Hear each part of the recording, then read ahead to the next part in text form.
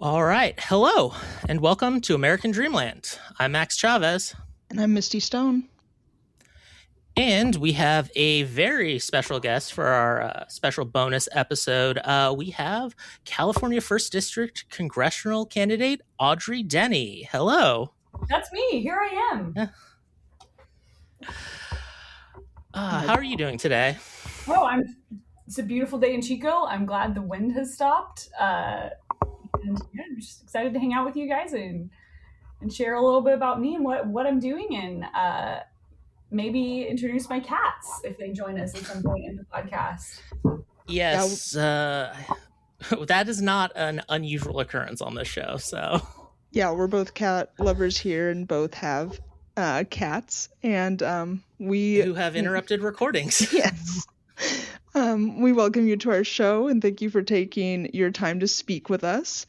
We know you've launched your campaign for California's now newly reshaped 1st District. So maybe to start with, you can tell the audience what are your primary campaign goals and what is driving the urgency of this specific moment for you. Yeah, absolutely. So this is a moment like none other in American history. And I've run for the seat twice before. I ran in 2018 and 2020, and that feels like a really long time ago. For crying out loud, 2025 seems like a really long time ago. And so there's so much urgency for me in two different areas. One is in just like, it's really, really hard to get by right now for regular working class people. And I count myself among them. Like I'm a lecturer at Chico State. I do work with food banks. So I bartended my way through college. I grew up on a farm. Like I live the reality that most Americans are living right now. Like healthcare costs are insane. It's so hard for people of my generation to buy a house. People coming up behind me, almost impossible for them to buy a house. It's just the math doesn't, with wages staying stagnant and costs rising for everyone, like the math doesn't work anymore for regular working class people to even try to survive. Like I learned yesterday that the average like Gen Z person is in 34 grand of credit card debt. Like that's the average on that generation. That doesn't count student loan debt, right? So like we're all feeling this urgency of like, this economy, this political system is not working for us on one hand, and then on the other hand, our democracy is in a downwards fascism spiral.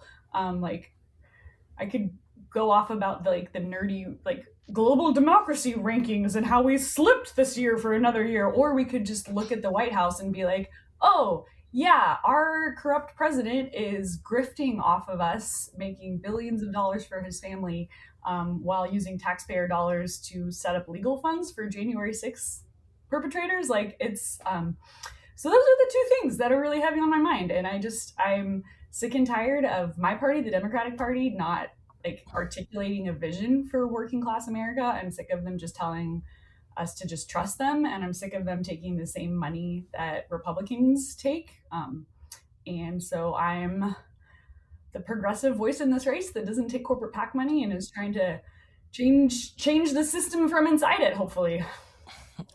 So kind of building off of that, of talking about being against kind of where the party is, I guess a couple things is, one is, do you have anything? I know the more traditional opponent in the Democratic Party, McGuire, has made certain attacks against you. So just in general response to anything like that. And then also just kind of along with that, like, why do you think the Democratic Party is specifically like failing in this moment?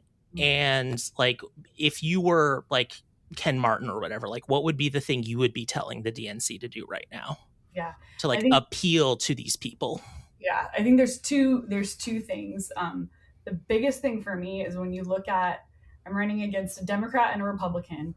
They're both terming out of the state legislature. So they've both been working in Sacramento for 12 years.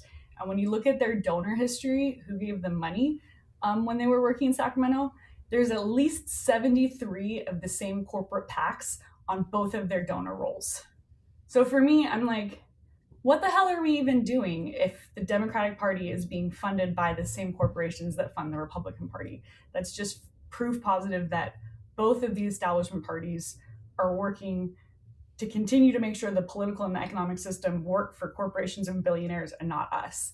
And I just don't think in this political moment you can credibly say, like, I am for working class Americans and I will only fight for working class Americans if you take corporate PAC money. I don't think that you can say that.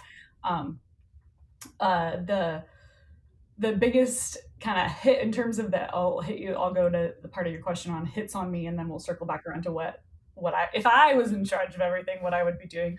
But the best, I think the funniest hit that they're using on me right now is that I'm a secret MAGA Republican, and that they put a TV ad about that the same day that the California Democratic Socialists of America endorsed me. So I'm like, am I a socialist or a MAGA Republican? I'm like, this is a big tent that we're building. So that cracks me up. But yeah, so that's just kind of bonkers and out there. But I think the thing that the Democratic Party really needs to do convincingly is like cast a vision for the America that we want. And for me, that's an America that centers regular working class people. And so I think they have to cop up to get any sort of like credibility or trust back with the voters. I think the party needs to cop up and say, like, yeah, we've messed up a bunch. And like, we told you over the past decade to just trust us and to just vote for Hillary and just vote for Biden and just vote for Harris. And we told you that it was going to be fine if you just trusted us and did what we said. And we are partially responsible for creating a system that allowed us to get Donald Trump. Like, I think first it starts with owning that.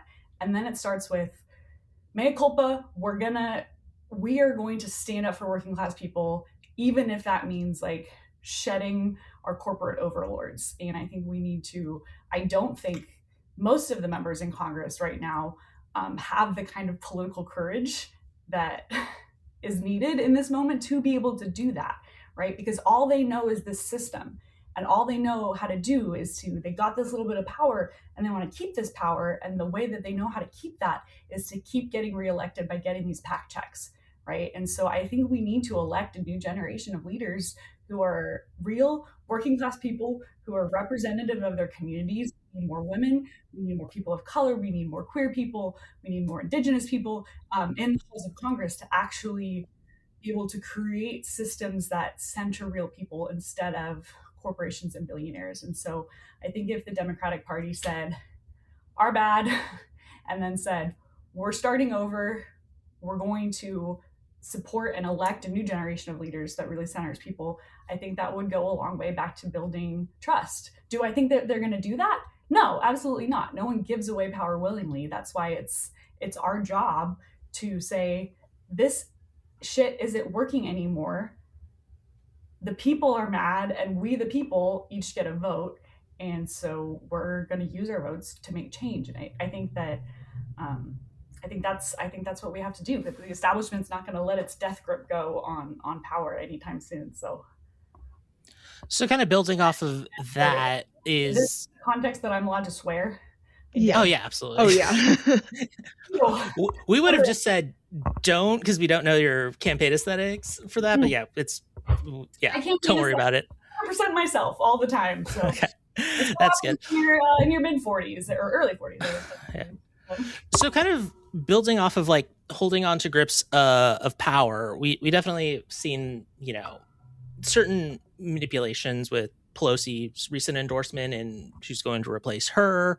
And then where do you stand on Jeffries right now? Is it both in terms of like, would you support him as leader? And then no. It's really easy for a binary. Okay, good. But what would you do then in order to, not that you have to like endorse someone, because I know who wants to be leader, but like, what would you do to make sure that we actually had a debate and there was actually the popular person leading the Democratic caucus instead of just like who was the only non-octogenarian in leadership? Right.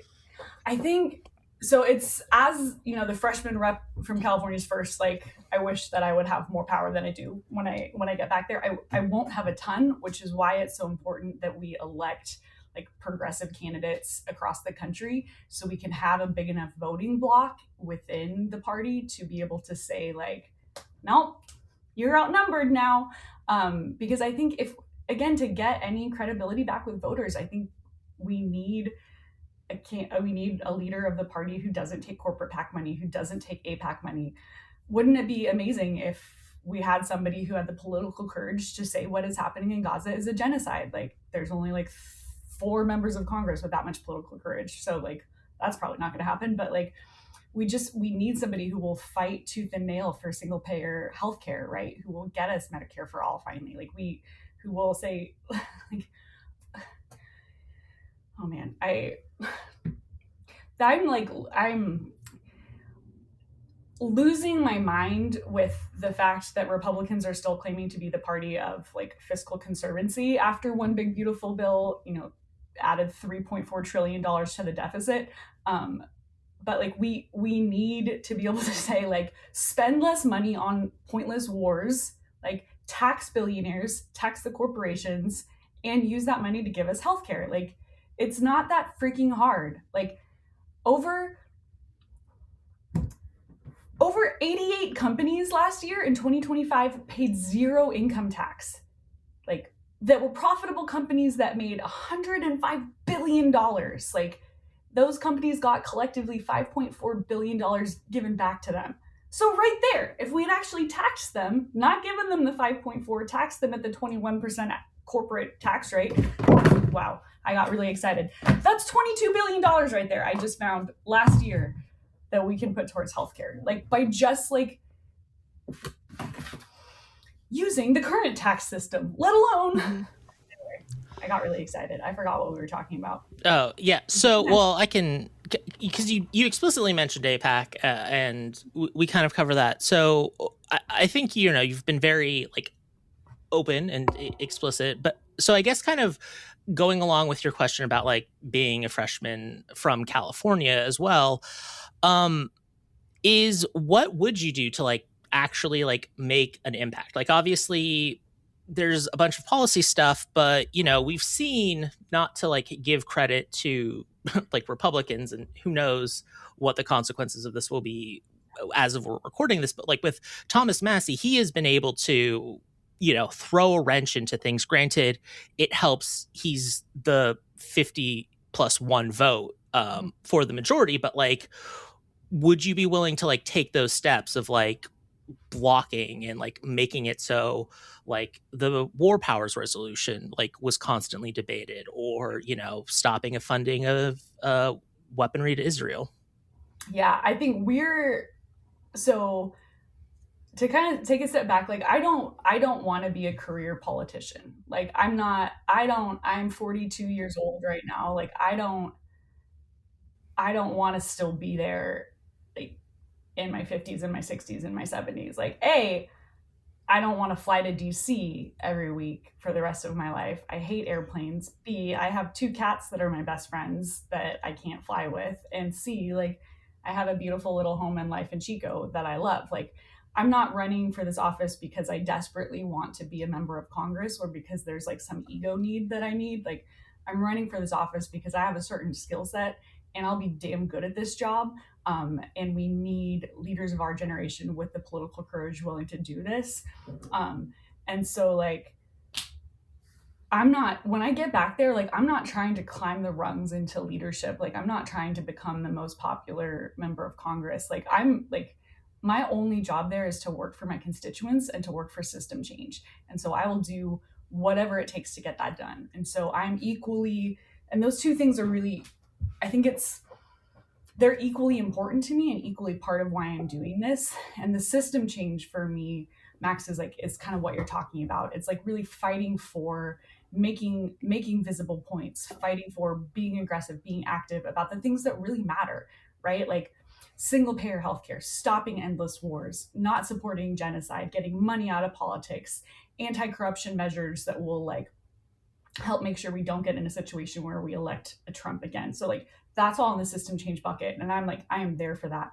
But I'm also like really there to find like small things that I can do that will make a big difference in our part of the world, right? Like, this is a nitty gritty, funny example, but like FEMA has a bucket of money called BRIC money. It's building resilience in communities, BRIC.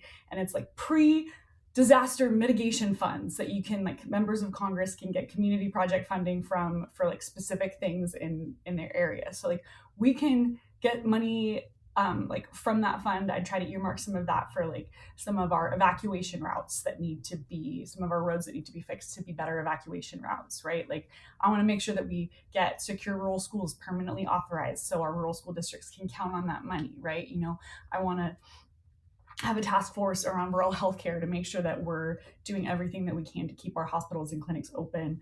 And so that's what my approach is going to be like, both like trying to find things that we can do within the existing framework to better our communities here in Northern California, but also like be a voice for system change whilst not being worried about my own personal power or reputation, because it's just not at all about me. It's about us, right? And that's, I think, the difference between the leaders that we have in Congress right now and what the people are really yearning for. Like, we want leaders who represent us, who want to build shared power. And what we have right now is people who want to hold and hoard power for their own personal gain. And like, we're just freaking tired of that. Right. And I think that's a good little segue into like, if we can talk about some like District 1 specific issues. Yeah. You know, as we know, especially you being up from here and growing up here, you know, we face a lot of intersectional crises. So how do you plan to protect the agricultural water rights while collaborating with environmental groups to kind of build those like wildfire and forest health resilience? Okay. How much time do we say we have? Okay, this is my absolute favorite to talk about, Misty. So my like special specific interest area and background is in natural resource management, and the way that my brain works, I really like simple problems don't excite me, because I'm like, whatever, here's a problem, here's a solution, whatever, do it. For me, what makes my brain really excited is like the tangled web of like intractable problems that combines everything together. And everything that you just said is both the biggest problem and the biggest opportunity in our part of the world. So the new first district is 42% federal land. Most of that's Forest Service, some of it's BLM, and our forests, as we know, after 100 years of fire suppression policy, after underinvestment, are not healthy. They're not the beautiful open meadow, old growth forests that were here in pre-colonial times, right? There's like 800 trees per acre and they're all the same species, and half of them are dead because of bark beetles and drought. And so we have to get into the woods. We have to do the forest restoration, the watershed restoration work that will not only reduce our fire risk, but also that's really the best thing that we can do for all California's water future. Because if like healthy forests allow the snowpack to actually hit the soil, which then recharges the groundwater, recharges the aquifers, gets water into the system. So that's a huge priority for me. And for me, the key to be able to do that is we have to create the right economic incentives to make that happen, because we can't just we could just try to use federal funds for it, but it would cost billions and billions and billions of dollars forever, right? So what's the economic driver that we can do? What can we use that woody biomass for that we're pulling out of the forests? One of the things that we can do is make something called cross-laminated timber, which is, imagine like a really thick piece of plywood that's like 8 inches thick. It's a bioengineered wood product. They're making this up in Taylorsville in Plumas County. They have the first manufacturing plant, lumber mill in California that's making this product. They mostly made it in Oregon. And then they're rebuilding homes in Greenville that burned down in 2021 with this material. And it's actually, since it's so thick, it's actually fire resilient. The fire will burn over it, but not burn in the home. And so we're using woody biomass from the forest, which would be a fuel in a fire. We're pulling that out of there, which is making the forests healthier. and then we're using it to rebuild homes in that local area. Like for me, that's an example of a regenerative economy that if we got it started, we could and paid people a living wage and gave them health benefits to like do the forestry work, do the manufacturing work, do the building work. Then we're hiring local people to do local jobs, paying them good wages, restarting the economic engines in our rural communities. Like that's the kind of vision that I have for our part of the world. And that requires, investments in career tech ed, investments in pilot programs, a civilian climate corps potentially to do the forestry work. It requires like a Forest Service budget, but also making it easier for the Forest Service to work with all of these external partners like contractors and resource conservation districts and the tribes. And so there are so many like policy pieces that are all tangled up in that would need to happen to make a vision like that come to fruition. But there's also other people in the area working on that kind of stuff that I could work with and support. And so that's the kind of stuff that gets me really excited, because it's like, if we were even able to do a little bit of that, like just the reduction of our fire risk, right? Or just the investment in our water, or like, and we're sequestering carbon in the soil instead of burning our forests and emitting a bunch of CO2, right? Like, for me, that's the really like exciting vision of like where we could head. And like, because you drive around and you see in our rural communities, like how when we're out there, we feel poverty here in Chico, but like you drive further out and then like it's just a different kind of poverty in the remote rural areas, because it's like the access and as to everything is harder and the opportunity is harder. And so I just really, man, I get really excited. I just think that would be the coolest thing. Thanks for letting me nerd out. I appreciate it. Oh, yeah. Sorry, cat is on the desk. One of mine is. But yeah, I do think you mentioned it is especially like something I have. It's obviously been a little different. I've seen obviously a big right-wing shift in Chico in the decade plus I've been here, but even still, I feel that goes along with kind of the right-wing trend people say the country is going through. But how would you, especially given how our district is going to look going forward, the kind of like rural, like urban divide, especially when I know we're still going to technically be a rural district, but I lived in the Bay Area long enough to know, like, no shade on Sonoma County or everything, but it's very different than, a Modoc or a Del Norte County. Or Lassen or Siskiyou. Yeah, it's so different. What's interesting, so our district it sticks an arm into Sonoma County. When they did the Prop 50 gerrymandering craziness, they broke Sonoma County up into 3 different districts. So we get an arm of Sonoma County that mostly gets Santa Rosa is the big city, and then there's Healdsburg and Cloverdale and Windsor and Sebastopol. And then we get inland Mendocino County, so we get Ukiah. And then we have most of Lake County. Lake County is amazing.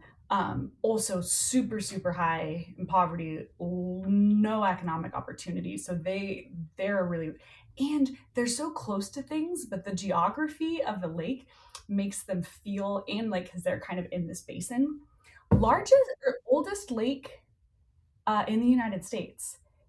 It's really old.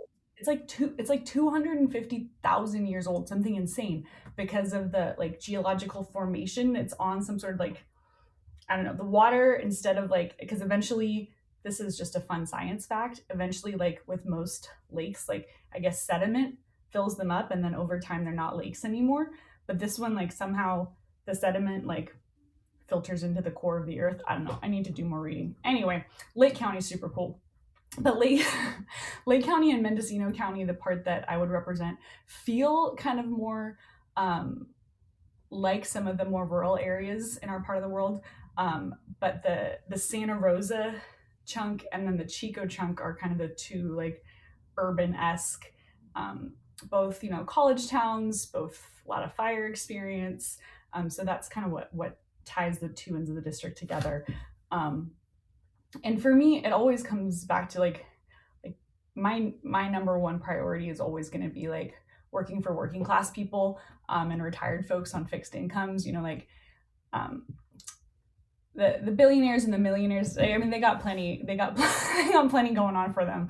I really desperately think that our representatives need to be focused on making sure that working class people can make a living wage, can have healthcare, can afford a roof over their head, can afford to put gas in their car to go to work, and can live in communities that aren't, you know, devastated by constant wildfires. And so and there are a fair number of working class folks in Santa Rosa, and it's like people are getting priced out of there too, and then they're moving up to Mendocino, and then the people who live in Mendocino County then are getting priced out of Mendocino County. And so we're seeing that kind of expansion from the Bay Area just cause more and more and more kind of almost internal displacement almost of people getting priced out of where they live. I forget the question. Oh, yeah, but I mean, we have, I think, two more questions. Just because you were talking about pricing, is like, what would you like? Is there like a movement or something? Just because you mentioned that, and I know, you know, it's a general thing, but in Chico we've had it before the kind of COVID surge due to our occupancy limit and the campfire in 2018. So, like, what would you do to kind of either help, as you said, getting people to actually buy homes to live in rather than investments, or help with like the renting population?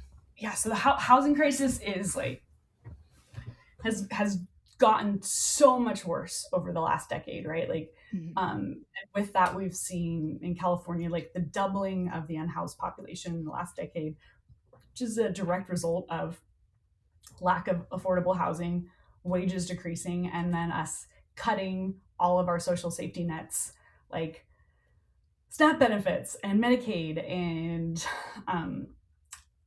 all of the things that are designed to help people when they get into crises, right? So when we narrow in and look at the housing crisis, I think it's important to look at the three things that are like compounding stackable problems. So the first is like there's just not enough homes, right? And so that's like for a lot of reasons, but one of the reasons is it's really hard and expensive to build in California.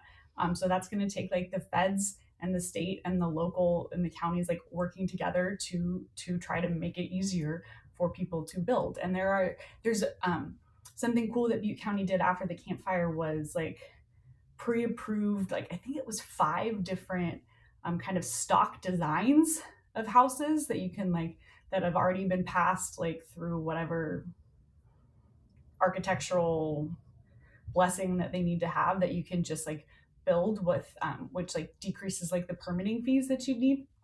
So stuff like that would be really helpful. So the first is like the lack of housing.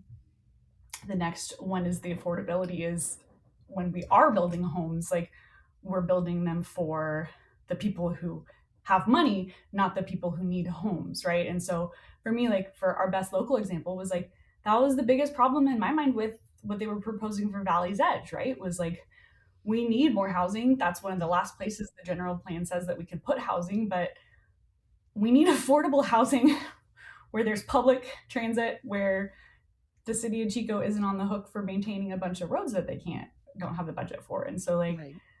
and the community needs voice and input on what that looks like, right? So housing stock, housing affordability, and then the last that we mentioned is disaster, right? And so obviously we saw that with the campfire, and they saw that in Santa Rosa with the 2017 fires. And so there are pre-existing programs at the federal level that can help with all those things that have just never been funded to the level they need to be because of we haven't treated this as a crisis, right? We haven't really put our whole effort into it. And so some of those things are like the Section 8 housing vouchers, which now have a different name that I can never remember. USDA Rural Development Program has money there that you can, for building affordable developments, and then obviously FEMA disaster funding goes in there too with the disaster thing. But those all require like the congressional power of the purse to fully fund those. And then that doesn't even get into some of the things that I believe that we need, which is like stronger protections for renters, like banning like price gouging after fires and disasters at the federal level. And then figuring out how to, I don't know the solution to this. Elizabeth Warren probably does. She knows everything. But like figuring out how we can, like, what is the mechanism that we can use to stop like private equity firms and investors from just buying up the available housing stock and then renting it out for bazillions of dollars for vacation homes. So yeah. Yeah, I know we're running up against time, but this is the most exciting thing happening to me tonight. So, but if you have time for a fun question, since we do talk about conspiracy theories and just the growing conspiratorial mind in our country right now, one of our fun questions we like to ask guests, if you had to go looking for Sasquatch in our lovely District 1, where do you think would be the absolute best spot to do so? Oh, that is a really good question. And it would absolutely be in like far eastern Sierra County, like Loyalton, like way out either there or like high, this is the old first district, but like high desert, like Modoc County. Mm-hmm. Like there's like 3,000 people that live in all of Modoc County. 3 of them are Democrats. I know all 3 of them. Yeah, that's where I would be if I was Sasquatch, because I would be in one of the least populated but also most beautiful places. Because I imagine Sasquatch doesn't like people, but who doesn't love natural beauty, right? Very true. Yeah. I mean, it's a fair point. They're afraid of people. Stan Johnson has told us all about that, and that's the working theory we support on this podcast. There you go. Yeah.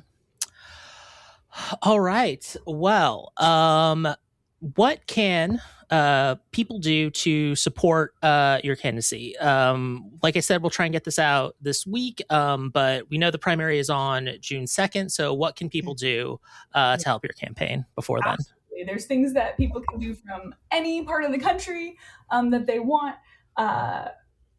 It takes a lot of time and energy to get the word out to folks. So people who live here in the district, we're knocking doors every single day. People who want to help doing volunteer efforts who live outside of the district, we host phone banks. You can find more information about how to join those efforts at audreyforcongress.com. And this is a completely grassroots funded campaign. We've raised $850,000 this cycle with an average contribution size of $50. And that's being like the outsider challenging candidate, like running against 2 establishment dudes. So we're pretty excited about that, but it takes a lot of money to run an organization like this and to get the word out. So $5, $10, anything that people wanted to throw this way would be incredibly helpful as well in these last couple of weeks before the primary. And then hopefully we'll be on the August ballot for the special election runoff and the November ballot for the midterm. And then I would just be honored for people's continued votes who live in the district. Yeah, so we'll make sure the website and if any donation links are in our episode description. But Audrey Denney, thank you very much. Thank so you. Fun to hang out with you guys. Thanks so much. Yes. All right. For American Dreamland, I am Max Chavez. And I'm Misty Stone.